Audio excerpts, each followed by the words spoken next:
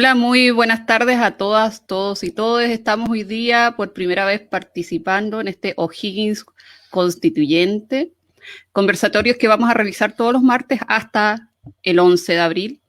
Y partimos con un gran invitado, que él es Gonzalo Bacigalupe, candidato a constituyente del Distrito 9, donde está Conchalí, ¿cierto? Huechuraba, Renca, Cerro Navia, Independencia, Lo Prado, Quinta Normal y Recoleta. Para quienes no conocen a Gonzalo, él es psicólogo de la Universidad Católica de Chile, máster en salud pública de Harvard y doctor en consultoría psicológica. Es profesor de la Escuela de Educación y Desarrollo Humano de la Universidad de Massachusetts, Boston, e investigador asociado de CREASUR de la Universidad de Concepción. El primer semestre de cuarto medio, dicen por ahí, tuvo el primero de sus muchos viajes a Estados Unidos, se ganó una beca para estudiar un semestre en un colegio de Arizona y estuvo 4 meses. Al volver a Chile en plena dictadura, y él siendo un adolescente fue detenido por militares, ante lo cual sus padres los impulsan nuevamente a enviar a su hijo de vuelta al mismo colegio y con la misma familia con la que había vivido. Contarles además que ambos formamos parte del grupo de los 40, un grupo de expertos y expertas que se fue armando lentamente durante la pandemia, que salió a la luz pública en mayo cuando enviamos una carta al presidente Piñera con un extenso análisis sobre la urgencia del confinamiento. Muy bienvenido, Gonzalo.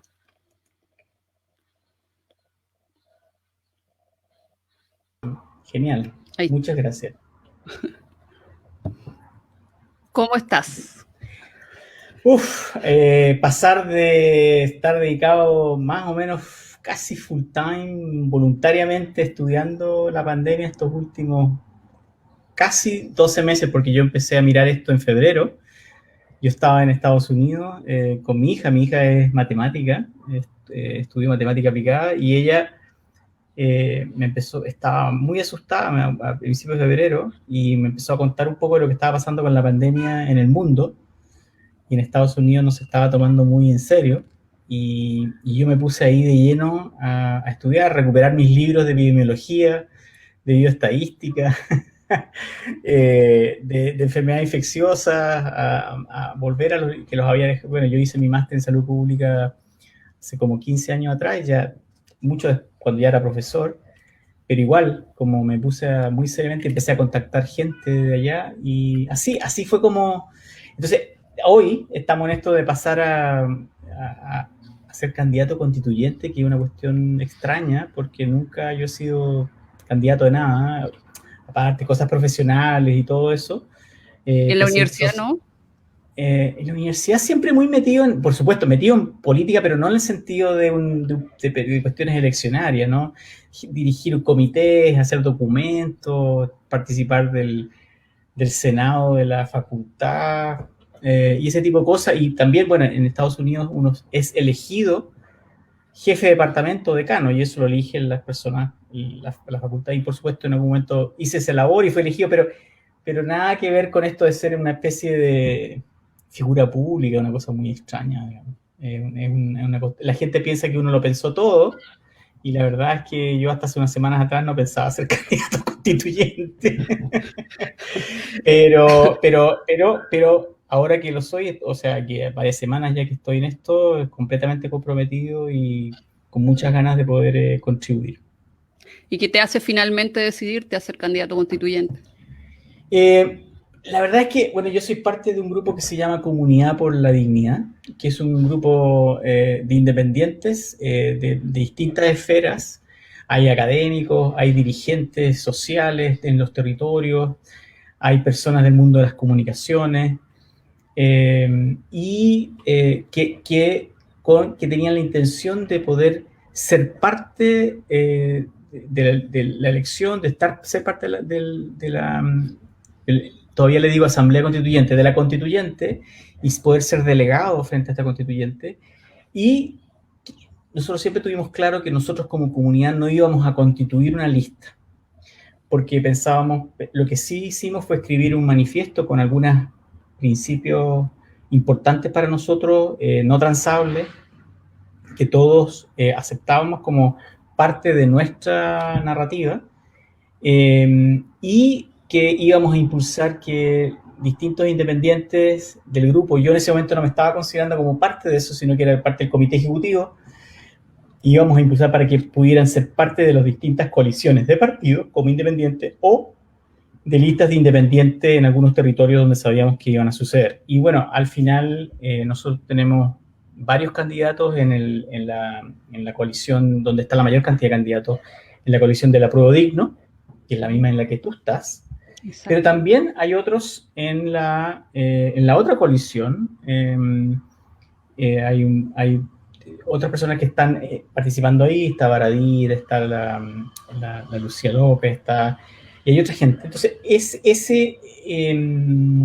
la idea es poder crear una bancada independiente anti-neoliberal, antipatriarcal, que piensa en términos de los derechos humanos como una cuestión central en la Constitución, y una serie de otras ideas que el Estado solidario, que nos unen para poder tener una voz, esperamos, en esta convención constituyente. Entonces, bueno, yo estuve en el proceso de conversar junto con Unidad Social. Unidad Social es un conglomerado de más de 100 organizaciones que partieron a partir de la revuelta del 2019, para que los partidos aceptaran a nuestros independientes y que tuvieran una participación real, de modo llegar por lo menos alrededor de un 50%, no tengo claro exactamente el porcentaje, pero alrededor de un 50% de independientes. Ese fue un proceso complicado, complejo, muy complicado, largo. Muy complicado. En el proceso, dos personas que somos parte del comité ejecutivo, René Naranjo y yo, nos preguntaron que por qué nosotros no, y Ana María Gosmuri, por qué no éramos parte de los candidatos, y después de mucho reflexionar y de poder decir sí, entramos, pero sí entran otros independientes, y decidimos ser parte de estas listas. Yo estoy muy contento de que me puse a disposición de este proceso, siempre con la posibilidad de bajarme, porque podría ser que otras personas pudieran subir. Y finalmente quedé en el Distrito 9, donde hay una lista muy, muy, muy bonita, digamos, de personas que yo espero que les vaya súper bien. Está Luz Vidal, por ejemplo, una dirigente de empresas particulares. Está Aide Oberrauter, que es mi dupla, una activista de derechos humanos, con la cual además compartimos toda una historia muy en el pasado. Yo trabajé harto en la cosa de derechos humanos. Y también está un líder de las comunidades LGTB, hay un dirigente sindical del metro, está una abogada de derechos humanos, también Bárbara, y entonces es una lista, en realidad, porque en esta elección es muy importante que la lista gane. Claro. No es solamente que un candidato arrastre unos votos, sino que es muy importante que entonces en ese sentido yo estoy muy, muy, muy contento por la calidad de las personas que están participando en esta lista. Oye, ¿y cómo ha sido? Porque nosotros te hemos podido ver, y quizás algunos de los que nos están escuchando, te hemos podido ver mucho en televisión. ¿Qué tal ha sido esta exposición durante el 2020? Wow. ¿Cómo te ha ido con eso? Bueno, es la televisión, la radio. La radio es distinta, la radio es más reflexiva, la radio es más comida, es muy cómodo ir a la radio, conversar y que de repente además te entrevisten periodistas increíbles como la Minna Schlinder o Paulsen, por ejemplo, son como, pero mucha otra gente, poder interaccionar con muchos periodistas, con Manu Palomino, con otra gente que ya la gente conoce. Y también ha sido una interacción muy interesante con muchos periodistas de los medios más tradicionales, pero también de los más que partieron en el mundo digital, El Mostrador, El Desconcierto, el The Clinic. Bueno, el The Clinic parte como diario, pero que tiene un tono, cosa, y una serie de otros, El Ciudadano, y radios como la Universidad de Chile, que tiene un blog. Ahora, algunos de los medios, por ejemplo, la Cooperativa, yo era columnista del blog de la Cooperativa, donde editaba mis columnas. Manuela Robles, que murió hace muy pocos días. Claro, yo escribía mucho acerca de desastres, de el tema de desastres era mi tema, porque el tema de investigación, toda la resiliencia frente a los desastres, y la pandemia, por supuesto, es un desastre. Ahora, había ido antes a la radio, había ido a la televisión, pero no al nivel de lo que pasó en este último año, a partir de la pandemia, por la necesidad de información alternativa a la pandemia. Y bueno, donde tú y muchas otras personas del grupo de los 40 han jugado un rol importante. Yo, cuando ahora voy a la radio y televisión, en realidad me siento como parte de un grupo, no, tiendo a no pensarme como que voy solo, me siento como parte de los 40 y pregunto, porque por supuesto es mucha la información, hay mucha información que uno está aprendiendo, que hay otros que son más expertos que uno, y a veces los medios te llaman quizás porque consideran que uno puede comunicar algo mejor. Ahora, en las últimas semanas ha sido interesante. Por ejemplo, ayer fui a un programa en la tarde, he ido a matinales, pero eso ha ido menos ahora. Pero ¿Qué te gusta más? ¿Los matinales? No sé si, mira, no sé si es algo como decir que me gusten más. Debo decir que me encanta. ¿Dónde te sientes más cómodo? ¿Dónde me siento más cómodo? En un programa de media hora de conversación con Paulsen, con la Mina o con en La Voz de los que Sobran, donde uno tiene tiempo para explicar y que no te saquen de contexto. Porque uno que tiene esto de venir del mundo académico, uno siempre todo lo tiende a relativizar y lo pone en contexto y todo es complejo, porque en realidad la realidad es compleja. Y sobre todo la realidad de la pandemia es muy, muy, muy, muy compleja. Entonces, el poder ir, por ejemplo, a un programa de radio en donde tú tienes todo el tiempo del mundo es genial. También ha sido muy interesante ir a Mentiras Verdaderas. Yeah. Eduardo es una persona muy, muy interesante de poder conversar. Es un programa que además tú sientes que el staff quiere el programa, es como que uno se siente bienvenido. Y donde es posible llegar a mucha gente. Eso es lo que pasa. No es que uno diga, prefiero esto, pero uno sabe que, por ejemplo, cuando tú vas a un matinal, aunque estés un minuto, ese minuto lo ve mucha más gente que lo puede ver, porque tú puedes hacer semanas en un documento, en la radio, o incluso con más tiempo, porque ese momento lo ve mucha, mucha, mucha gente. Entonces, acepto a veces ir a los programas, a veces tengo que esperar horas, a veces me llevo trabajo, preparo cosas, respondo emails, escribo algo. Y en otras ocasiones, como ha pasado ahora, por ejemplo, he ido un par de veces o 3 veces al Hola a la Red, un programa que es como un matinal, pero en la tarde, donde estoy a veces 2-3 horas en el estudio, digamos, se hace al aire libre, y donde es posible conversar temas de modo serio, pero sabiendo que es un programa más no sé si superficial, pero donde se llega a una comunidad que no necesariamente tiene todo el tiempo para escuchar todos los argumentos, pero que está como prestando atención. Y a mí, realmente, si hay algo que me ha interesado todo este tiempo, sobre todo en la cosa de la pandemia, y esto tiene que ver con lo de la constituyente, es la idea de traer dignidad al discurso.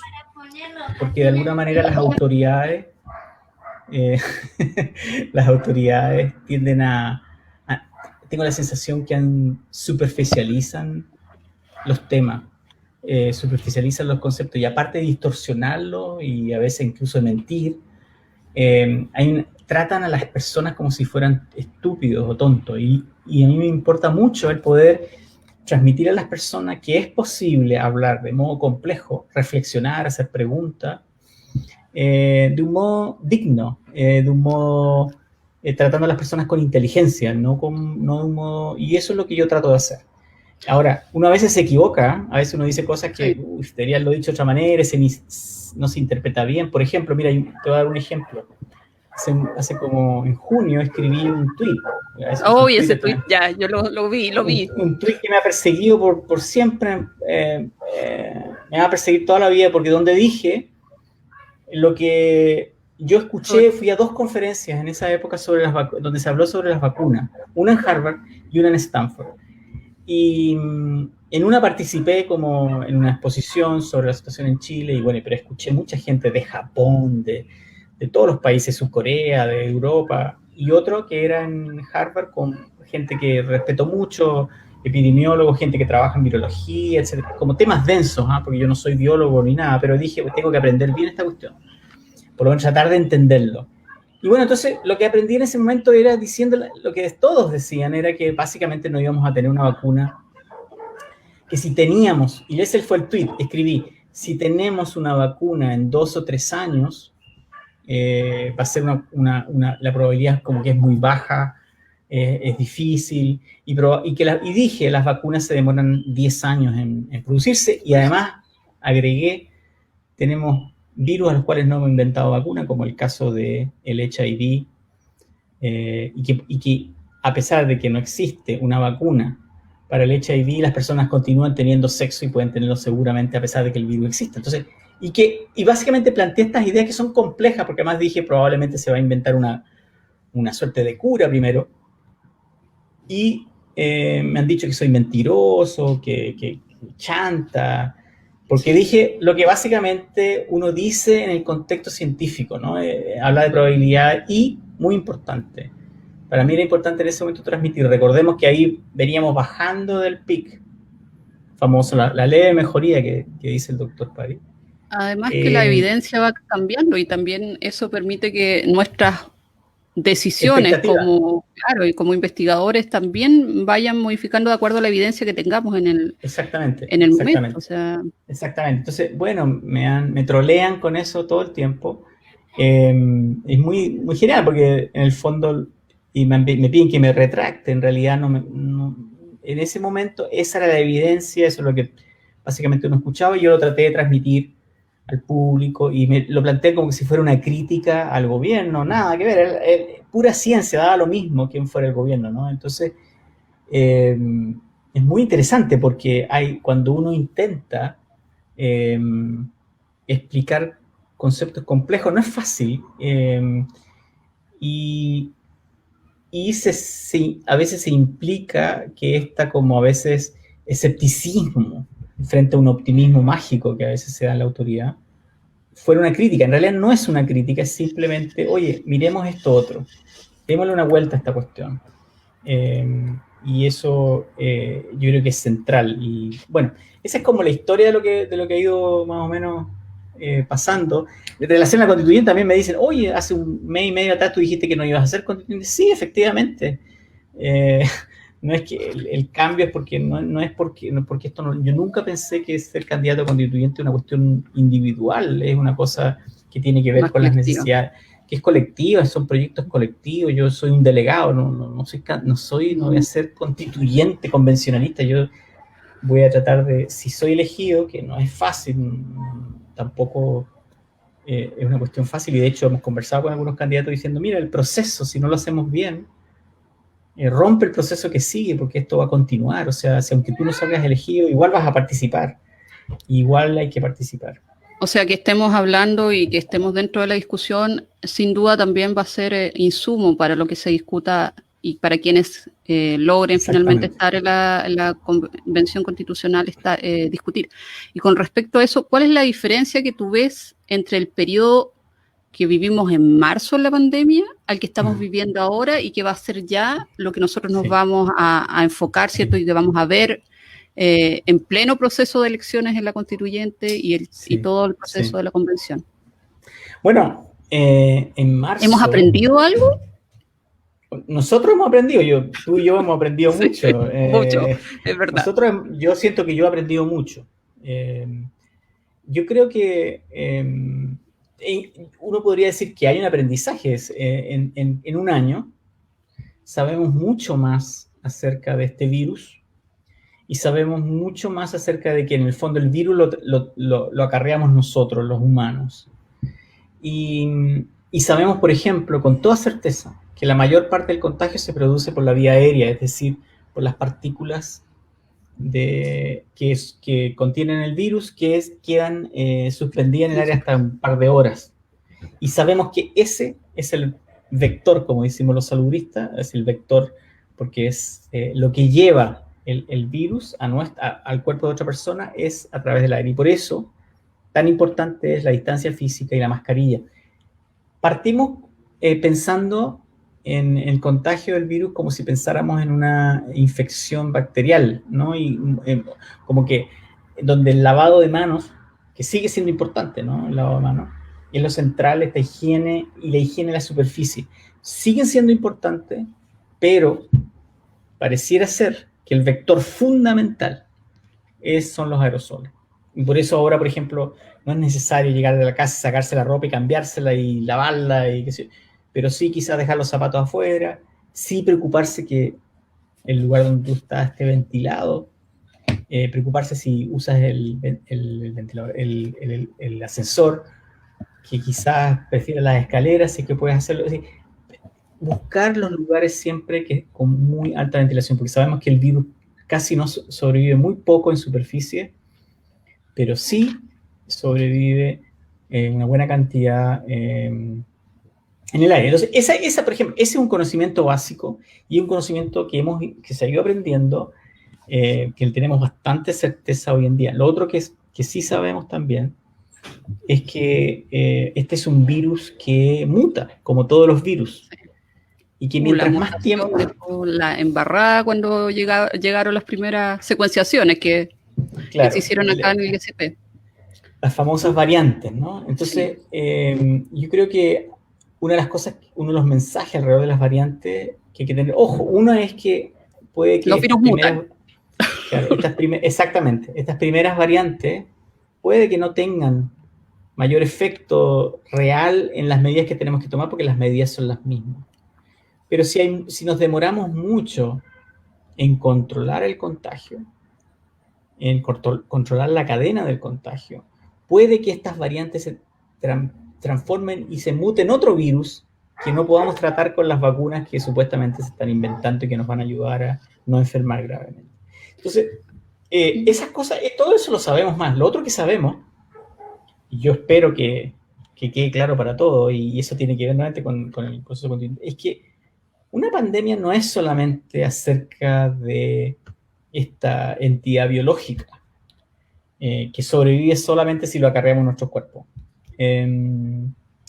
sino que es acerca de la desigualdad. Este es un virus de la desigualdad y impacta a los países donde hay mayor desigualdad. México, Brasil, Estados Unidos, son donde realmente tiene carácter casi de holocausto esta situación. Básicamente el virus nos impacta donde hay mayor desigualdad socioeconómica, donde hay mucha desigualdad en las estructuras de poder y donde además, bueno, eso es mucho más, sobre todo en Estados Unidos, donde ciertas creencias y ciertas teorías y cierta displicencia de la autoridad respecto al virus te lleva a la catástrofe en la que estamos. O sea, es lo que pasa en Brasil también, ¿no? Donde la displicencia es gigantesca, ¿no? Y esta desigualdad está asociada a esta falsa dicotomía en nuestro país respecto a la economía y la salud. Esta idea de que no se pueden tomar ciertas medidas porque hay que salvar la economía, que es una falsa dicotomía, porque en realidad sin salud no hay economía. O sea, y lo hemos visto, llevamos más de 10 meses, estamos en el mes 11 de esto. Y ha faltado lo que yo llamo una valentía para enfrentar la situación. Uno de los problemas que ha tenido Chile, específicamente Chile y algunos otros países también, pero en Chile en particular, es que el énfasis ha sido lo que nosotros llamamos hospitalocéntrico. Se ha tratado diríamos que más o menos exitosamente, en la verdad, sobre todo en la primera ola, en la primera aumento de contagio, no sabemos todavía si hemos aplastado la primera ola, así que no lo puedo decir, pero en el primer periodo se pudo aumentar la cantidad de camas disponibles. ¿Y tú ves eso que se esté produciendo ahora, lo mismo, que haya esa posibilidad de aumento de camas real? O sea, yo creo que, hay hartas dificultades en este momento, entonces llegó un punto en que creo que teníamos, no sé el número exacto, pero no quiero decirlo así, decirlo más o menos como 3.000 y tantas camas llegamos a tener, que es una cantidad tremenda. Y hoy en día creo que tenemos 2.200. Críticamente, con pacientes críticamente al alza, es decir, muy cerca de copar eso. Entonces, supuestamente, le han pedido a los que aumenten las camas, pero aparentemente pareciera ser que a nivel de algunas clínicas privadas no ha habido el esfuerzo, porque pareciera ser que no se han pagado los costos el gobierno no ha pagado los costos de cuando tuvimos un aumento tan significativo. Entonces, ¿Y hay diferencias? Perdón, ¿hay diferencias con respecto a la sincronía que se ha producido en la primera, todavía no sabemos cierto efectivamente si está alguna segunda ola, pero en esta segunda etapa? Claro, porque en la primera etapa no se traspapelaban la primera ola o lo que esta meseta altiplánica que estamos, que va a la subida. Entonces, en el fondo ha habido siempre una gran ocupación. Una de las cosas que el gobierno diseñó en esta estrategia hospitalocéntrica era trasladar pacientes de una parte a la otra. Cuando hizo crisis en la región metropolitana, trasladábamos a regiones. Y una de las cosas que siempre se esconde es la gran crisis de esta pandemia, esta epidemia, una epidemia cuando hablamos del país, esta gran epidemia, es que en regiones en realidad la epidemia siempre estuvo descontrolada. Siempre los promedios eran muy malos, pero como en la región metropolitana hubo una mejora, se promediaba debido a tan grande que es la región metropolitana, como cerca de 8 millones de habitantes. Entonces, hoy en día nos enfrentamos a una situación en la cual, por ejemplo, la región metropolitana, si llegara a aumentar, y si llegara a continuar aumentando el requerimiento de los hospitales, que ya está muy requerido, no tenemos dónde trasladar pacientes. Entonces, ¿y ahora qué pasa en vacaciones? En vacaciones a mí me preocupa, incluso hay alguna consulta que nos hace Pamela Rojas, nos dice, y ahora con las piscinas y los centros de veraneo, sí. ¿Qué opinas sobre las piscinas públicas? Las piscinas no son un problema, sí que se manejan bien. Las piscinas en los condominios, las piscinas públicas, primero, el virus no se transmite a través del agua de la piscina, las piscinas tienen cloro, no hay posibilidad de transmisión. Por supuesto que si tú te acercas mucho a una persona, hay una posibilidad de transmisión, pero está al aire libre, si mantienes la distancia y la gente usa la mascarilla regularmente fuera de la piscina, no es una situación de riesgo y probablemente es algo muy bueno que una familia pueda ir y disfrutar de una piscina. Muchas familias no pueden irse de vacaciones, pero tienen una piscina a la cual pueden ir. Pero es distinto cuando se traslada grupos familiares a zonas donde a lo mejor había menos contagio y aumenta el contagio, o viceversa. Vienes de un lugar donde había menos contagio, ahora hay mucha más gente que viene de todas partes y por lo tanto el contagio va a aumentar porque hay mucha movilidad, hay muchas aglomeraciones. Yo me imagino que las personas no solo van a la playa, pero van a un restaurante, se juntan en reuniones, hacen asados, se movilizan, no todos andan en vehículos con su propia familia, a lo mejor se juntan con otra gente y andan en vehículos juntos. Entonces, esas situaciones van generando lo que tú planteabas recién, o sea, el que haya un contagio y que finalmente vamos a ver probablemente en las próximas semanas el impacto de eso. Todavía no lo podemos ver el impacto porque lo que estamos viendo ahora es el impacto de lo que pasó en la Pascua y Año Nuevo. Además que por lo general cuando uno va a vacacionar, ¿cierto? Los recintos médicos que están cerca de ahí no tienen la capacidad para atender toda la población flotante que se traslada. Y yo no sé cómo hacen la trazabilidad de ahí, una persona que está en Santiago y que se va, no sé, a Pichilemu.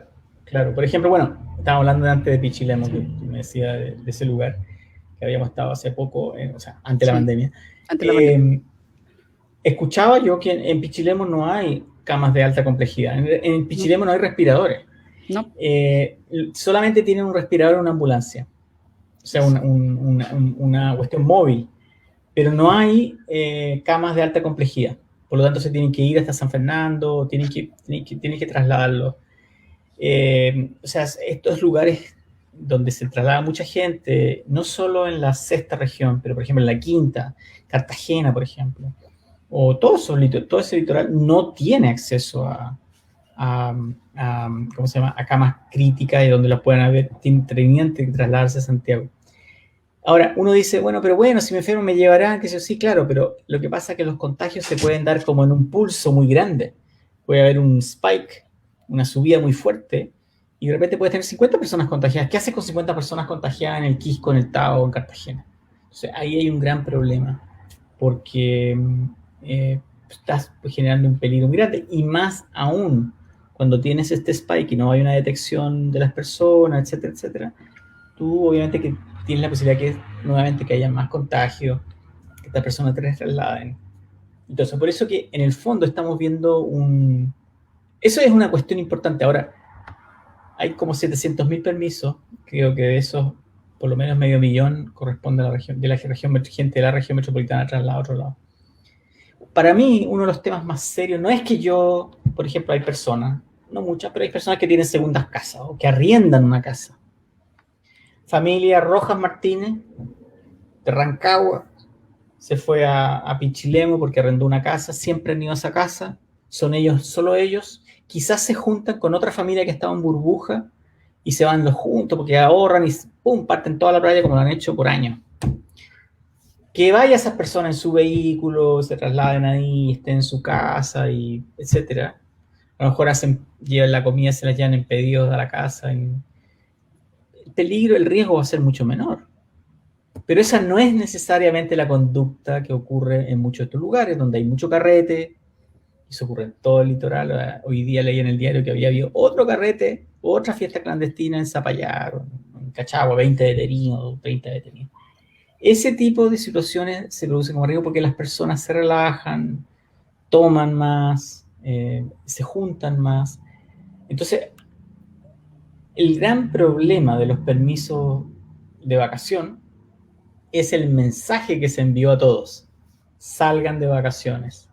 No, y se usó un poquito la justificación de que con eso se podía desafiar la cosa de salud mental que es necesaria para la gente, es el argumento populista que se usó, que es cierto, pero estamos en una crisis, en una emergencia de salud pública muy grande. O sea, una de las cosas que he planteado varias veces es la idea, si hubiera un terremoto bueno, anoche tuvimos uno que nos recordó eso, no sé cómo fue en tu casa, pero aquí se movió todo, yo estoy en un edificio y se movía todo. Supongamos que hubiera un terremoto que afectara a la región de la Araucanía, a la región de los lagos, donde hay mucha gente en vacaciones, y además se produjera un tsunami en la región de la quinta y la sexta región. Se producen, con esto estamos hablando de uno serio, en serio que produzca una catástrofe, se cortan puentes, qué sé yo, cosas, hayan fallecidos, etc. Un 8.8. Un 8.6, ¿no? Ya, vale. Entonces, porque podemos resistir un 8 relativamente bien, en realidad. Sí. Pero bueno, imagínate que eso sucede. A lo que voy es, ¿estaría el ministro de Salud o el ministro del Interior anunciando ese mismo día o al día siguiente que se van a dar permiso de vacaciones para que las personas vayan a esos lugares? Por supuesto que no, porque estaríamos todos concentrados en resolver la emergencia, no estaríamos pensando.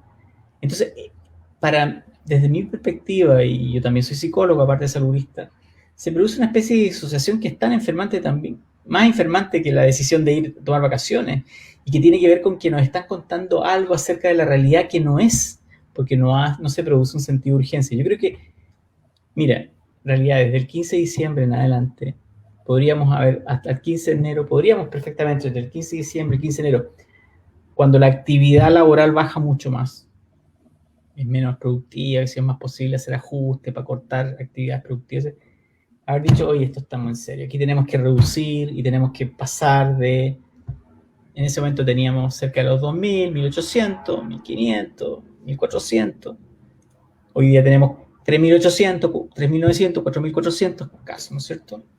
Y en ese momento quizás teníamos 300 fallecidos a la semana, ahora tenemos cerca de 500. Entonces, mostrar en ese momento que estamos frente a una gran urgencia y decir, en las siguientes 4 semanas van a haber medidas muy estrictas.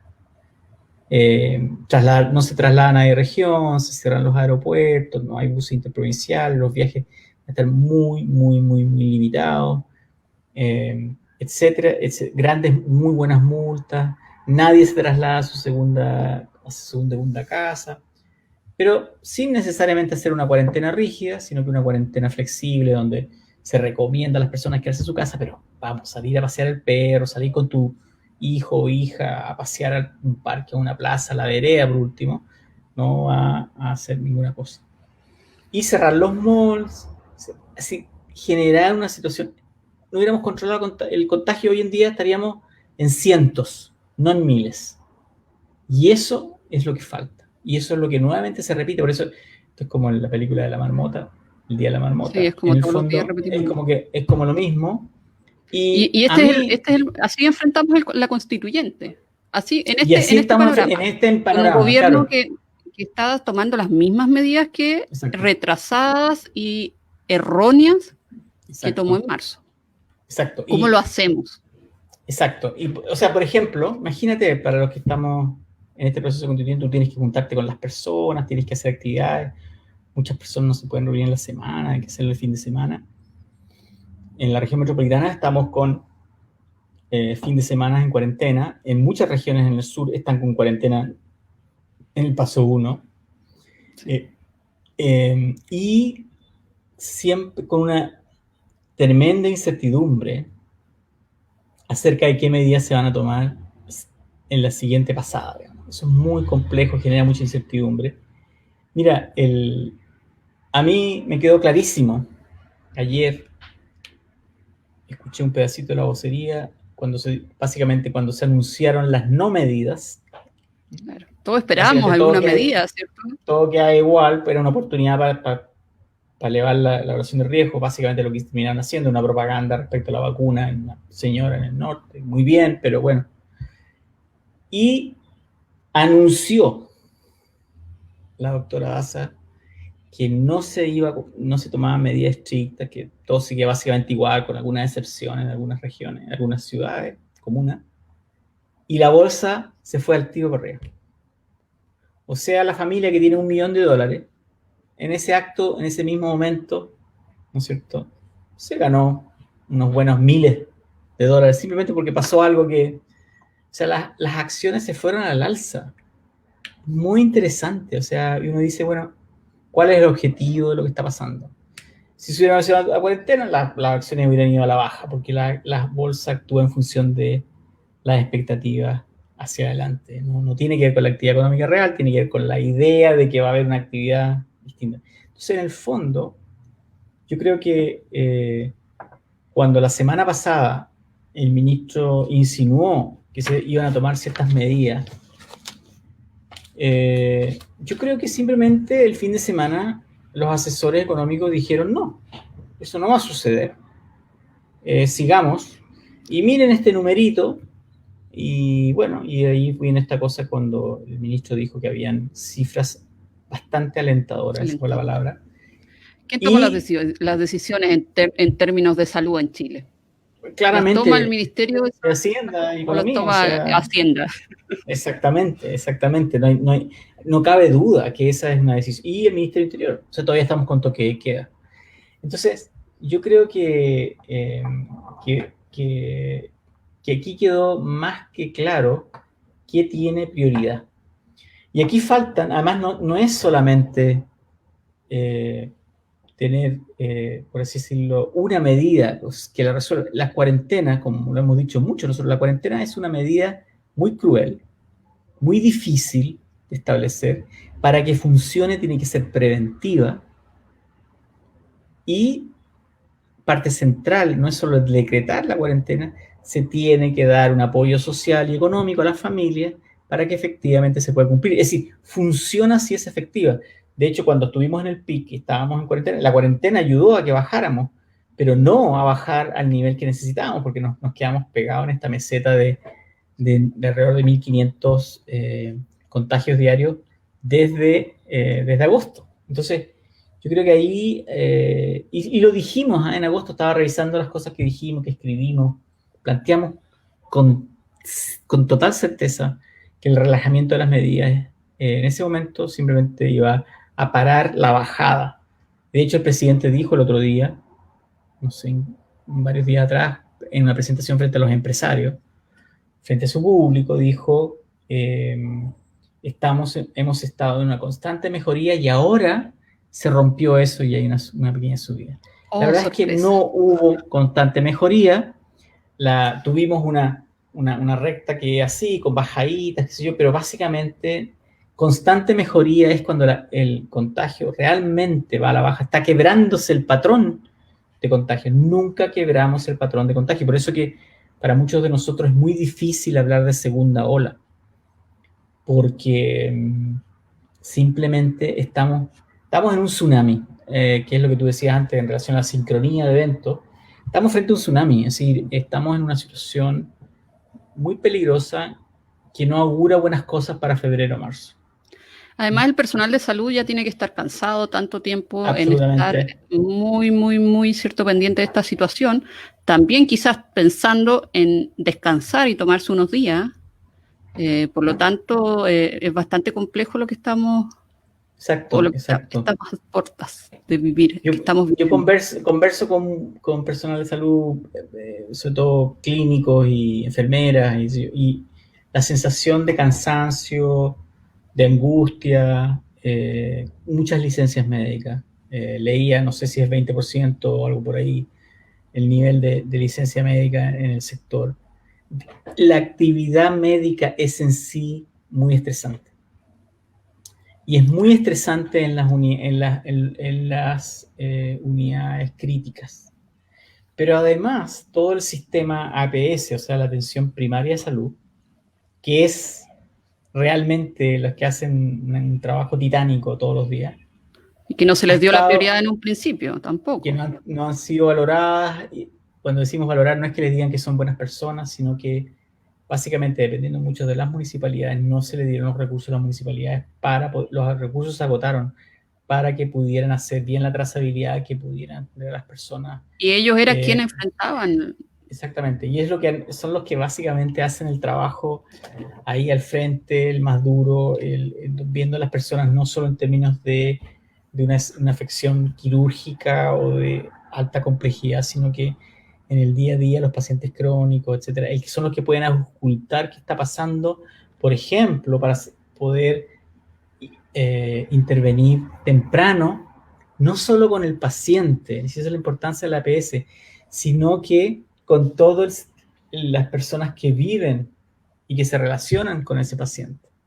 Y esa detección temprana, que es parte de la trazabilidad, del testeo y del aislamiento, esa cadena está cortada y todavía, 10 meses después, 11 meses después, todavía no existe. Es decir, todavía es difícil creer que estén trazando adecuadamente. Mientras no tracemos, mientras no hagamos el seguimiento, es la palabra correcta, estamos perdidos porque no sabemos dónde están los pacientes, no tenemos capacidad de intervenir para que esas personas que están contagiadas no contagien a otros y que las personas que lo necesiten se hagan un test.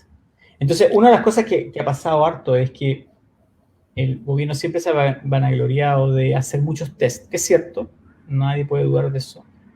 Una gran cantidad de PCRs. ¿Pero a quién es el problema? El problema está en que no se transparenta que el 30% de esos son básicamente testeos, lo que ellos llaman búsqueda activa de casos, que ha ido cambiando, pero además incluye lo que malamente se llama PCR preventivo, que se usa para las labores mineras, pesqueras, de puerto, los gasoductos en el sur. Es decir, hay cierta actividad que nunca ha parado y que es de 24/7. La salmonera, las mineras, los puertos, la extracción del gas, las plantaciones de... No paran nunca. Están siempre andando y esos generan muchísimos tests porque los trabajadores que trabajan estos turnos tienen que producir muchos tests. Obviamente que ahí entonces muchos de esos tests van a salir negativos, porque en el fondo esa es no se hace el testeo de una manera mucho más estratégica. Ahora, una de las grandes, volviendo a la comunicación en crisis, una de las cosas que hay que siempre considerar es que en un desastre como este hay mucha ambigüedad, hay muchas cosas que no se saben, hay muchas cosas que coordinar, se cometen errores, todo lo que uno quiera. Pero la comunicación en crisis tiene que, por un lado, reconocer eso para que la persona que lo dice sea confiable, que me está contando la verdad. Pero tiene que tener una coherencia que no existe. ¿Y por qué no existe? Porque la estrategia sanitaria en Chile no ha consistido en prevenir esta enfermedad. Esta es una de las cosas que en la nueva constitución va a ser central, porque en el fondo lo que está sucediendo ahora es como actúa un Estado subsidiario. Claro. Es un Es Estado el que ejemplo de cómo funciona. claro, es el ejemplo peor de cómo funciona. O sea, no se hace cargo de proteger a su gente, a sus ciudadanos, a su pueblo, como lo quieras llamar.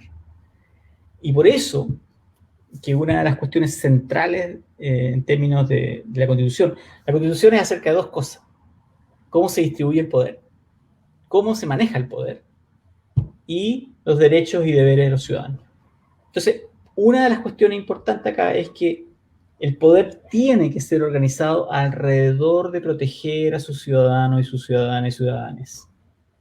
Sí, y Y absolutamente. Y eso no ocurre. descentralizar el Entonces, poder.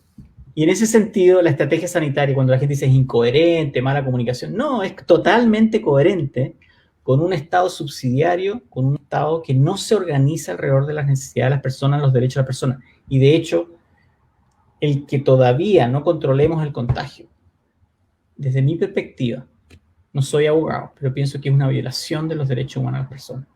Estamos violando todos los días de los derechos de las personas. Más aún, restringimos los derechos de circulación de las personas a través del toque de queda y otras medidas, con medidas que no sirven para contener esta tragedia. Eso es lo terrible. Entonces, por un lado, tenemos los derechos conculcados, con estados de excepción que no hacen sentido. No. Y por el otro lado, tenemos un simple abandono del rol que debiera tener, pero es que pasa que en esta Constitución no está. Está cumpliendo el rol que tiene Que la dice que Constitución tiene, del 80, exactamente. claro. Y que Pero no es lo que nosotros esperamos, no es lo que claro, y nosotros la queremos. Constitución de 1980, el derecho 1 es la propiedad privada. Entonces, no es la vida de las personas, no es protegernos a todos y a todas y a todes, sino que, insisto, es básicamente, y yo he escrito esto, queda claro que más allá, más aún, pienso que el nivel de ineptitud y maldad apunta simplemente a utilizar la pandemia para sobrevivir los siguientes 13 meses de gobierno. Es tan brutal como eso. Probablemente no hubieran sobrevivido si no hubiera ocurrido pandemia. El gobierno. Exactamente, correcto, absolutamente, absolutamente. Y de hecho, o sea, a mí me pega mucho que no digo, trato de seducir y que respondan y que el gobierno haga las cosas, pero que en el fondo, pero hay que reconocer que a las finales y al cabo, lo que se está haciendo acá es simplemente cumplir lo que son. Ahora, lo que son es criminal. O sea, hay una suerte de perniciosa incapacidad de empatizar, de escuchar, de cuidarnos. Oye, ¿cómo ves tú que muchas personas que votaron y que hacían propaganda por el rechazo ahora estén de constituyentes? ¿Qué opinión te amerita esa situación? Bueno, primero que nada, yo quiero decir que el 78% de lo apruebo y el 80% de no tener una convención mixta no viene toda de una ciudadanía que quiere cambiar la Constitución para hacerla antineoliberal. Debemos rescatar eso. Hay mucha gente que votó por el apruebo que quiere mantener la misma Constitución, quiere legitimarla, o sea, hay que reconocer eso. Y yo creo que la derecha, y no solo la derecha, las élites en el poder, van a hacer lo que sea para mantener el status quo. Y una de esas cosas es decir, no, esto es ilegítimo, y después decir, no, nosotros... Ellos van a defender, y es tan claro, leí el libro de, por aquí lo tengo, el libro de Salazar, no sé dónde lo dejé, tenía justo acá, acá está, sobre acción constituyente, y él dice las reglas que se establecieron para, por ejemplo, exigir el 2/3 de la votación para aprobar las propuestas fundamentales en este plebiscito de salida. No entiendo, si vamos a elegir una convención constituyente elegida por todos, ¿por qué tiene que haber un plebiscito de salida? Los 2/3. ¿Por qué los 2/3? ¿Por qué no puede decidir eso los representantes, los delegados elegidos popularmente para establecer ese reglamento? Entonces, se postergó 6 meses la decisión, se postergó por un año la elección de los constituyentes, se generó una regla para que estos constituyentes sean elegidos a partir de el sistema Hong con el sistema que se elige a los diputados, que básicamente lo que hace es mantener el binomial. Claro. Entonces, se hicieron un montón de cuestiones que son simplemente un artifugio de la élite política, y aquí no solo el gobierno, de la élite política para mantener el status quo. Esto pasó en el año 1925. Bueno, ¿para qué decir 1980? Eso fue, lo escribieron un par de abogados con Guzmán y ya encerrado en un bufete, no, ya. Pero la de 1925, con Alessandri, una persona de derecha, independiente supuestamente, pero derecha, en el cual también, y todas las constituciones hacia atrás, siempre los intentos de hacerlo más participativo, la 1925 fue un intento de hacerlo más participativo. Donde tampoco participaron mujeres, ¿eh? Bueno, participativo hasta la... Vamos a ver, claro, por supuesto. Dejémoslo claro eso. Y no solo eso, imagínate quiénes eran los que participaban de la política, claro. Además, digamos, sí. O sea... Bueno, siempre han sido una movida del poder para mantener el status quo, para defender sus derechos, y eso es muy, muy, muy obvio. La idea, han hecho un gran escándalo acerca de la hoja en blanco, pero por supuesto, si la Constitución de 1980 es completamente ilegítima, está construida para reproducir el régimen dictatorial, la importancia de proteger a la élite. Entonces, por ejemplo, aquí hay un ejemplo, si el Estado fuera protector, y cuando ocurre una catástrofe como esta, ¿de dónde se debieran recaudar los recursos para resolver esta crisis? No de los mismos afectados a través del famoso 10% del retiro, sino que a través de un impuesto o a, ¿cómo se llama? Las grandes fortunas. No, las grandes fortunas. Pero eso no se toca porque la Constitución los protege. Y de hecho, hay muchas otras cosas que están imbuidas en esta cosa de la patria, Dios, y todas estas cosas que se consideran. Por ejemplo, de hecho, o sea, si ustedes escuchan al ministro, volviendo a la pandemia, si ustedes escuchan al ministro de Salud, todas las veces usa la palabra patria. Es muy interesante. ¿Qué significa patria? ¿No? Que esta uninacionalidad no existe, y la patria además es una patria central, ¿no? Es como es la patria, el pater, es patriarcal, es paternalista, no involucra la participación de los ciudadanos y ciudadanas, todas esas cosas. Entonces, esto es mira, y hay una cosa muy importante, siempre las personas tienden a hablar de los derechos sociales, la vivienda, claro, la salud, la educación y un ingreso mínimo, tanto cuando trabajas como cuando te jubilas. Ahora, para poder ejercer tus derechos, por ejemplo, a la libertad de expresión, a la libertad de, comillas, ser dueño de algo, la propiedad privada, todo ese tipo de libertades, digamos, más liberales, que está bien, necesitas primero tener esos otros derechos, porque si no, ¿cómo ejerces tu libertad? No tienes cómo elegir. No tienes cómo elegir. Una persona que no tiene suficiente dinero no puede elegir entre un sistema de salud público o privado. O no puede elegir, por ejemplo, o educación. Usar transporte público, usar transporte privado. O sea, en este país no hace sentido que existan, no sé, creo que la compra-venta de vehículos al año creo que es de 1 millón, transacciones de vehículos.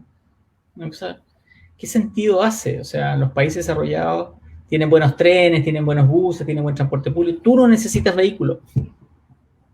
Etcétera. Hay una serie de cosas que la Constitución, que nos atrapa, que son sumamente... ¿Para qué decir? Bueno, tú estás en regiones. Yo me estaba yendo a regiones antes de la pandemia. El país funciona desde el centro, y del centro, además, porque no es la región metropolitana. Nosotros en la región metropolitana, no sé, son 43 comunas, creo. Hay comunas que son diáfragos, o sea, son completamente pobres, marginadas, dominadas por el narco, y hay otras que es como estar en Suiza o en un suburbio norteamericano. Entonces, tú tienes esta tremenda disparidad, esta disparidad que sea entre el centro y las regiones también se da dentro de la misma ciudad de Santiago, la desigualdad. De Santiago. Claro, o sea, los índices Gini de desigualdad en Chile son muy, muy altos. Claro, entonces para eso tenéis que moverte a una cosa más regionalista. No puede ser que sigamos funcionando como, incluso una posible pensar, aparte de que sea un país plurinacional, el que pueda pensar seriamente en la idea de un cierto federalismo, de modo que los recursos puedan ser distribuidos de un modo mucho más equitativo. Más equitativo entre regiones, ¿no? O sea, no puede ser, por ejemplo, que Antofagasta, que es la región que produce la riqueza de Chile, no tenga camas. Que su hospital no tenga camas. Se le acabaron las camas. O sea, es una cuestión... No puede atender a sus propios habitantes. Están en cuarentena. Conversaba con la Cristina Dorador, que también es candidata constituyente, me decían que están muy amiga, en cuarentena. Exactamente. O sea, esto es una cuestión muy... Por otro lado, hay una cosa que no se habla mucho, yo creo que hay que pensar cómo nos integramos con los países vecinos. Nos movemos de esta geopolítica que somos los mejores, los más increíbles. Competimos por las vacunas, competimos por quién puso la primera vacuna. Esa era una noticia que a mí me parecía muy así surrealista, de competir quién se puso la primera vacuna. Además 15 minutos antes. Si no vacunas a tus países vecinos, tú no resuelves el problema de la epidemia en tu país. Esta es una pandemia y significa vacunar miles de millones de personas. No sacas nada con vacunarlo el milloncito en tu casa, porque en realidad la gente circula, la gente vuela, la gente cruza fronteras, hay un intercambio. Entonces, ahí falta también pensarnos como latinoamericanos, claro, de un modo mucho más solidario, más colectivo. No veo el sentido de no haber pensado la estrategia sanitaria en conjunto, haber compartido, viendo qué funcionó en Uruguay, por ejemplo, qué funcionó en Costa Rica, qué funcionó en Cuba. Ver e imitar, porque ahí se hicieron buenas cosas. ¿Qué funcionó tan mal en países como Brasil y Perú? O México. Entonces, hay países que hicieron, en algún momento lo hicieron bastante bien, como Bolivia, como Paraguay, y por supuesto otros países que tuvieron en algún momento un pico aceleradísimo, como en Ecuador. Entonces, entender que estamos interconectados es también bastante central, y que no podemos seguir la ruta de este neofascismo a la Trump, que tanto les gusta a Bolsonaro y a mucha gente acá en Chile también, que es esta cosa autoritaria, ultraderechista, que básicamente todavía defienden la obra de la dictadura, etcétera. O sea, todo eso en cierta medida es parte del contexto para la Constitución, y hay que decir que yo creo que el que nos quedemos tanto en casa debería permitirnos y podamos tener estos espacios como el que tú has creado acá. Son maneras de poder crear contextos para construir los elementos de una Constitución que sirva para no tener estos problemas. De hecho, yo soy de los que piensa que la Constitución está escrita en las calles, está escrita en lo que las personas han dicho. Esto es una cuestión ahora de meterle al papel, pero básicamente está escrita. O sea, la gente tiene muy claro ciertos derechos. La gente, cuando fue a votar por el apruebo, no solo estaba votando por el apruebo, estaba votando con ciertas ideas en la cabeza. Sí. Y eso es lo que tiene que ser representado. Rigoberto Cornejo nos pregunta que recordó la decisión del presidente de Colombia, Iván Duque, de no vacunar a los venezolanos que están ilegales en Colombia, y Florencia Tevez nos dice que Israel no vacuna a palestinos, por ejemplo. Sí. Bueno, hay mucha gente que se exacerba la mediocridad, así como Israel está en guerra con los palestinos, vale. O sea, es una guerra, ¿no es cierto?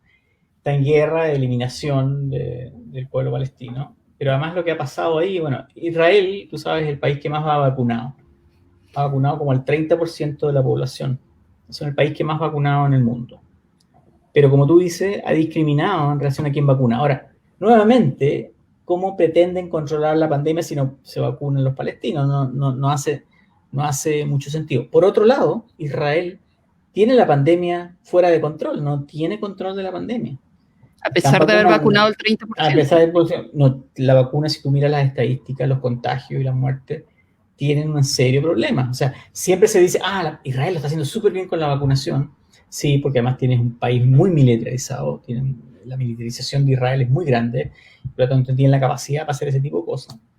Pero recordemos que tienen la pandemia fuera de control hoy. O sea, eso que quede claro, no. Ahora, genial, han podido vacunar al 30%. De hecho, la mayor parte de las vacunaciones en el mundo son en Estados Unidos, en Europa y en Israel. Punto. Los demás son todavía muestras, por así decirlo. ¿Cómo ves el panorama de la vacunación aquí en Chile? Con estos anuncios, ¿cierto?, de que vienen pequeñas cantidades en comparación, ¿cierto?, a la población que debemos vacunar. Claro. Ya no se ha vacunado a nadie todavía, básicamente. O sea, tenemos 10.000 personas vacunadas o algo así. Claro. 13.000. Con una dosis de 2. Sí. Supuestamente tienen las dosis para vacunar. De hecho, eso dijeron hoy día. Yo asumo que es cierto. Creo que iban a llegar hoy día 80.000 vacunas o algo así. Mira, yo no soy un experto en virología, pero trabajé por 2 años en educación de personas, diseñando programas educativos para personas de minoría en Estados Unidos, racial y étnica, que le tienen mucho escepticismo a las fases 3, a las fases clínicas 3, para participar, porque termina sucediendo que no participan, sobre todo, por ejemplo, en medicaciones para el cáncer y un montón de otras cosas. O sea, hay varias fases cuando se prepara una vacuna, cuando va a salir una vacuna. Exacto. Hay varias fases. La fase 3 casi es la parte con los humanos. Sí. Es la 3, que hay una 4, pero sí. La 4 es con la población en general, se estudia la población en general. La fase 3 es cuando pasas del laboratorio, los animales y unas muestras muy pequeñitas de humanos, a veces docenas, a tener, en este caso, por ejemplo, Pfizer, creo que 40.000 personas en esta fase. Se puso tanto dinero que se le pagó a muchos sujetos para que participaran, se pudo hacer un modo corto, breve. Bueno, pero iba al punto que yo quería plantear, no siendo un experto en virólogo, es que las vacunas que tenemos a la mano, la de Pfizer por ahora, y las que vienen, requieren 2 dosis, primera cosa. Eso significa que cuando te hablan de vacuna uno no sabe si te están hablando de personas o de dosis. Me dijeron una conclusión. El gobierno prometió, hoy día de nuevo, que van a vacunar 5 millones de personas hasta fines de marzo. Wow. 71 días, para ser exacto. Lo calculé hoy día, 71 días. Eso significa que en 71 días tienes que administrar 10 millones de dosis. 10 millones de dosis. Porque son 5 millones de personas, son 10 millones de dosis. Es cosa de dividir por 70, si lo pones diariamente, de lunes a domingo, ¿no es cierto? Son, si no me equivoco, alrededor de 150.000 diarias. 150.000 por 7 son 1.100.000 más o menos, 1.050.000 a la semana de vacunas. Eso sí empieza mañana. Ahora, y veamos toda la logística de la vacuna Pfizer, que menos 80. Exactamente, hay una logística relacionada con la vacuna. Ahora, supuestamente estas 5 millones de personas van a ser vacunadas con Pfizer, no sé si es Moderna o la Sinovac, no sé cuál de todas. Aparentemente la que se está vacunando en Estados Unidos, la Moderna, es una de las mejores, pareciera ser, no sé si es la que van a curar, no importa. El punto es, la logística para vacunar 1. No sé cuántos millones a la semana, pero además hay que recordar que las personas se tienen que quedar media hora para ser observadas después de la vacuna por si tienen una reacción alérgica y ser tratadas.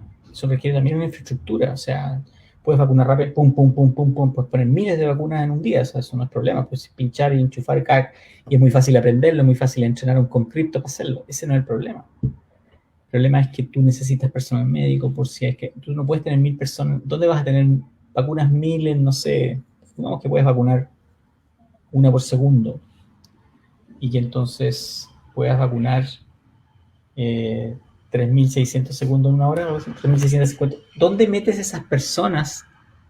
Con la distancia ¿Qué social. lugar físico con distancia social para que chequearla que nadie se muera? Porque las vacunas son seguras, aparentemente, pero van a haber personas con reacciones que tienes que intervenirlas para que sacarlas de la reacción anafiláctica que pueden tener. Ese es un problema, primero. Segundo, el personal de salud está ocupado con los que se están contagiando y ese contagio va a la alza. Tercero, hay que pensar que, como tú lo dijiste al principio, y es una parte que yo entiendo menos, pero si las variantes continúan, pudiera ser que estas vacunas no sirvan. Y sabemos más que las vacunas estas son para... No sabemos cuál va a ser el punto que llegamos a inmunidad de rebaño. Ellos han prometido, el gobierno ha prometido inmunidad de manada o grupo. ¿Qué es el objetivo de una vacuna? Porque la vacuna es 1 millón de personas, 5 millones de personas vacunadas van a bajar la carga viral, van a ayudar a que no se enfermen gravemente, que no se mueran. Pero eso no significa que deje de circular el virus. Y han prometido vacunar a todos, no todos, al porcentaje necesario para llegar a inmunidad en junio. Eso yo creo que es imposible. Porque requiere agregar, creo que alrededor de mínimo 8 millones de personas, multiplícalo por 2, 16 millones en 13 semanas. Eso es 1.000.000, si me falla la matemática, 1.200.000 nuevamente a la semana. Eso es si hay flujo de vacunas, eso significa... Si no hay retrasos, que ya se anunciaron en Pfizer que iban a haber retrasos. Claro. Entonces, ¿qué pasa? Que yo creo que lo dijo ayer en un programa, estábamos hablando de la televisión, estaba con la Janet en un programa y ella decía no va a haber inmunidad de rebaño hasta fin de año. Y estoy totalmente de acuerdo, no creo que se logre antes de fin de año. Sí es que todo va bien. Porque como decíamos antes, esto todavía está más en fase 4, hay que estudiar si es que hay algún grupo que esto no funciona. Recordemos que estas vacunas no están autorizadas para los niños. Para los adultos mayores de 80, por ejemplo, ¿qué está pasando? Sí. Hay menos estudios. Los estudios son menos, pero asumamos sí. Incluso que es seguro. Recordemos que además las personas que se reportaron muertas en Holanda, en Noruega, no sé dónde, son personas que estaban podían haber tenido una enfermedad de 1 millón, se mueren 23, pero eso puede ser simplemente porque estas personas estaban muy enfermas, no necesariamente. Pero por supuesto va a ocurrir. O sea, puede ocurrir y eso hay que observarlo, ¿no? Entonces, bueno, yo pienso que no podemos solamente estar pensando que la vacuna lo resuelve todo, porque además no sabemos si esto va a ser por la temporada, no sabemos cuánto tiempo de inmunidad nos da. Hasta ahora, aproximadamente 6 meses, ¿no? 3 a 6 meses, sí, claro. O sea, pero no sabemos más que eso.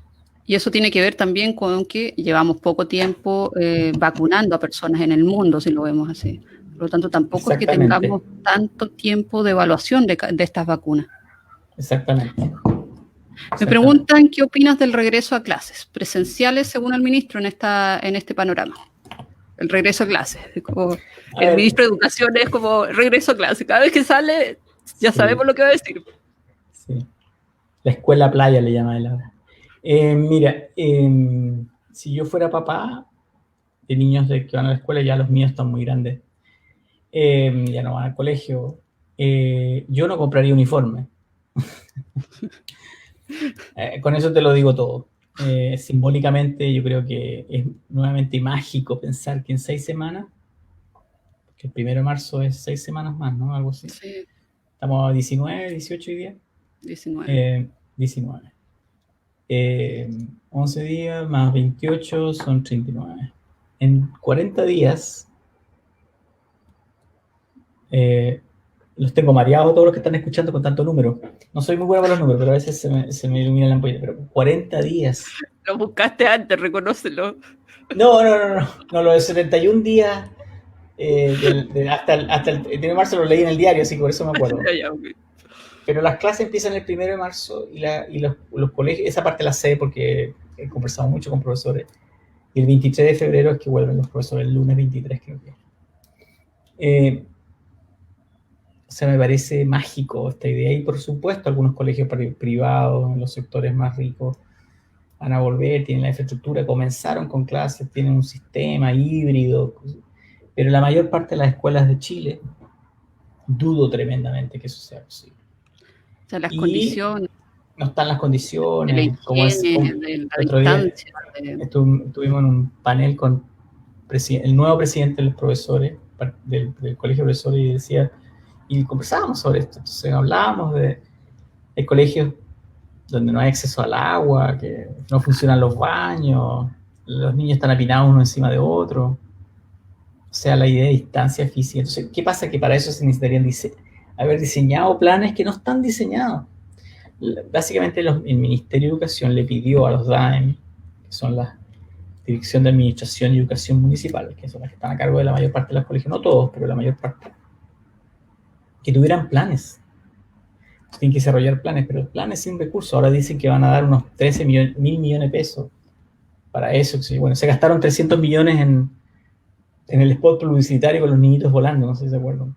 Uy. Pero claramente yo creo que es irreal. Es irreal. Nos dicen que 40, bueno, Florencia TV nos dice que en 40 días ni siquiera tenemos garantizada la llegada de las dosis de vacunas para los profesores. Y te pregunta, ¿qué te parece el orden de grupos prioritarios que tiene el plan de vacunación? Mira, justo muy interesante, porque aquí se priorizó el personal de salud, que hace sentido. Debería haberse priorizado el personal de salud de riesgo, por supuesto, ¿no? Sí. Y porque además ayuda con el estrés que produce el que piensa que te vas a infectar todo el tiempo y te vas a contagiar todo el tiempo. Yo creo que hace sentido.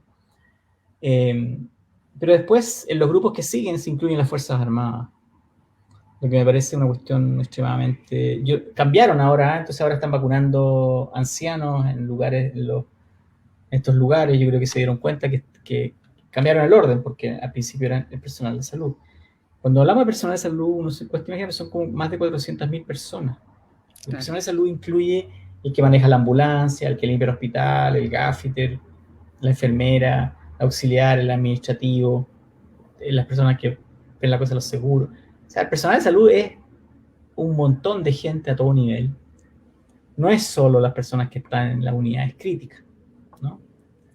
Los intensiólogos, los intensivistas y otros. Pero yo creo que no se priorizaron dos grupos importantísimos. Uno, los profesores, pensando en la vuelta, pero yo hubiera pensado, no hay vuelta, así que nos podemos demorar un poco más. Las cuidadoras y cuidadores. Hay cientos de miles de cuidadores y cuidadoras, muchos inmigrantes, que cuidan ancianos, que cuidan ancianas, que cuidan niños con problemas de dificultades, salud, en los centros Sename, en casas particulares.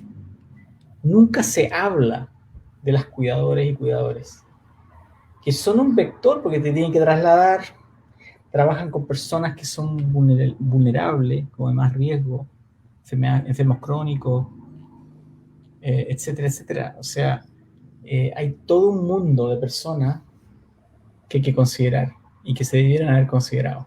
Primero, todas las personas institucionalizadas, obviamente, supuestamente están en estas categorías y hace sentido que puedan ser vacunadas.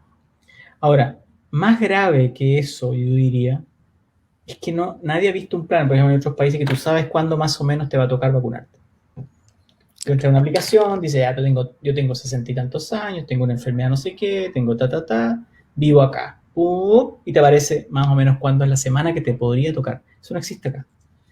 De hecho, el anuncio de vacunar a esta persona anciana hoy día fue un golpe publicitario. ¿Sí? No se ha vacunado todo el personal de salud. ¿Por qué se están vacunando ancianos? No es que sea malo, ¿entiendes? Me van a decir, eres malo, eres. Pero, ¿por qué no se ha vacunado al personal de salud? ¿Por qué no se ha vacunado a las personas que interaccionan en estas instituciones? Que son las que... O sea, básicamente te muestra también que no tienen un plan de vacunación realmente. No, que es una campaña, por el momento es una campaña publicitaria. Eso es lo que es. Bueno, Rigoberto Cornejo nos dice, además los profesores estamos entre los últimos grupos de prioridad para la vacunación. No se entiende la premura del ministro Figueroa por regresar a clases presenciales, si los profesores no somos prioridad para vacunar. Y Batapita nos dice, ¿cómo te imaginas el trabajo operativo de los constituyentes electos en pandemia? Wow, o sea, bueno, yo hice un videito, se los muestro. Dale, muéstralo. A ver, el video está... Déjame buscarlo al tiro. Mira, yo hice un pequeño video cortito, de menos de un minuto, que no es de candidatura, es simplemente como un video para todo Porque el... ha mostrado harto un palacio, ¿cierto?, que está reparando donde supuestamente estaría la convención constitucional, Sí. pero súper centralista la idea de que estemos o que estén los que finalmente sean electos solamente en ese palacio, o sea...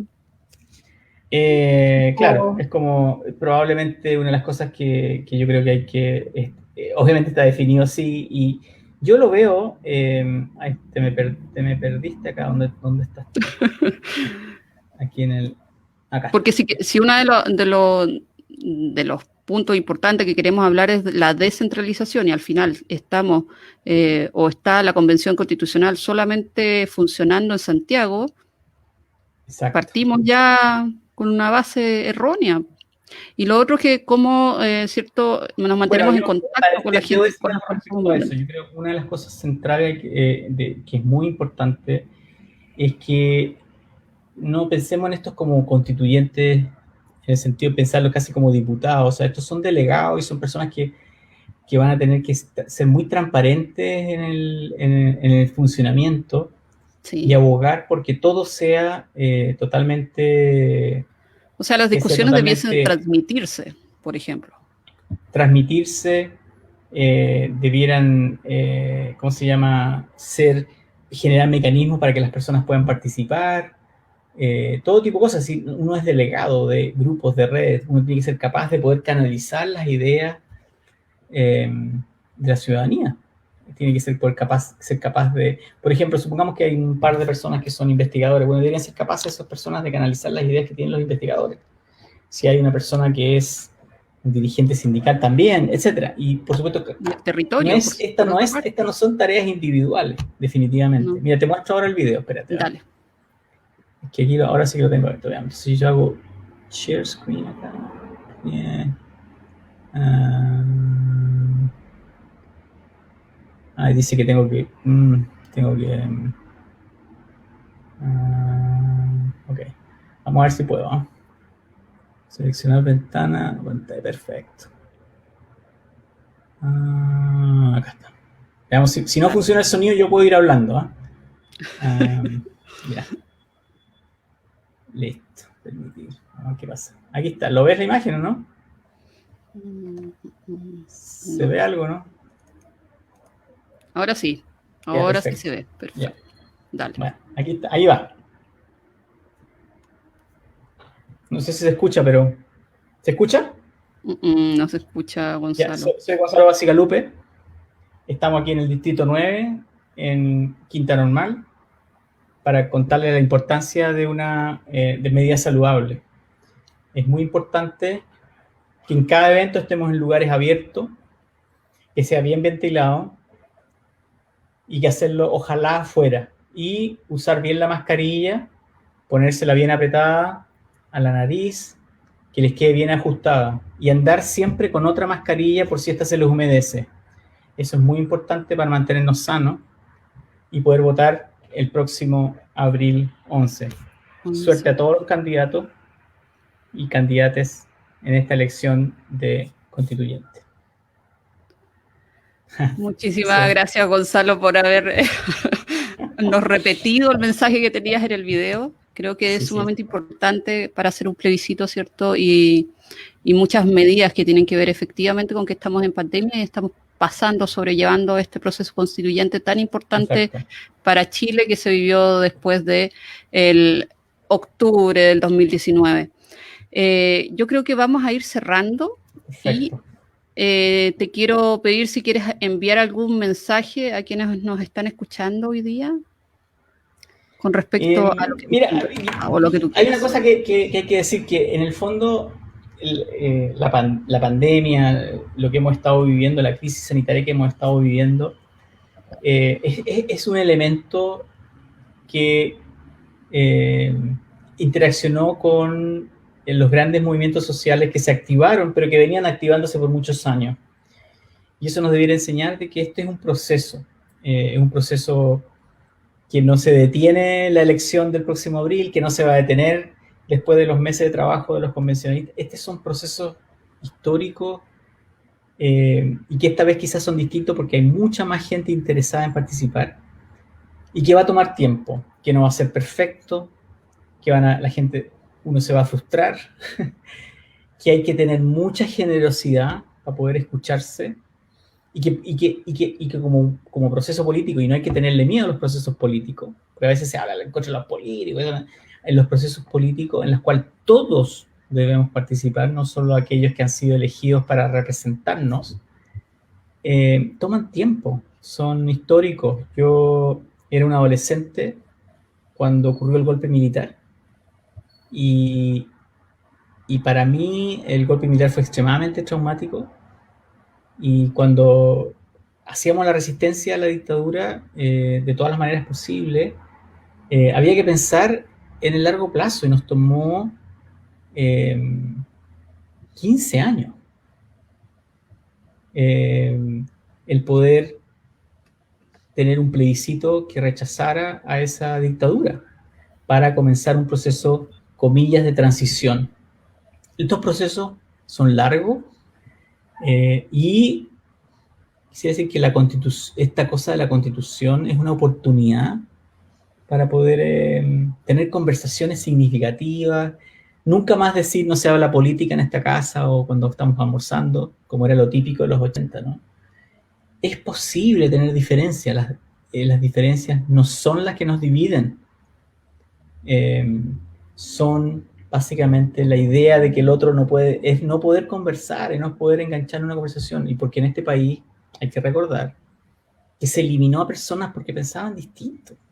No hay nada que decir, y eso no puede volver a ocurrir, como tampoco puede volver a ocurrir en que durante los últimos 30 años no hayamos podido resolver algunos problemas grandes de desigualdad, de explotación de la naturaleza, de depredación, y donde básicamente lo único que se valoraba es el lucro de algunos. Entonces, yo creo que este proceso es un proceso en el cual lo que hacemos ahora define lo que viene para adelante, no necesariamente la idea es que ser elegido, por así lo hemos conversado con varios de los candidatos de mi lista, con otra gente. El cómo hacemos este proceso es tan importante como el resultado. Y eso yo creo que es algo que yo creo que es importante recordarnos. Esto no se trata solamente de individuos y no se trata solamente de este año. Este es un proceso que nos va a tomar caleta de tiempo, por así decirlo. Muchas gracias, Gonzalo. Quiero agradecerte por haber estado aquí conmigo, acompañándonos durante esta tarde.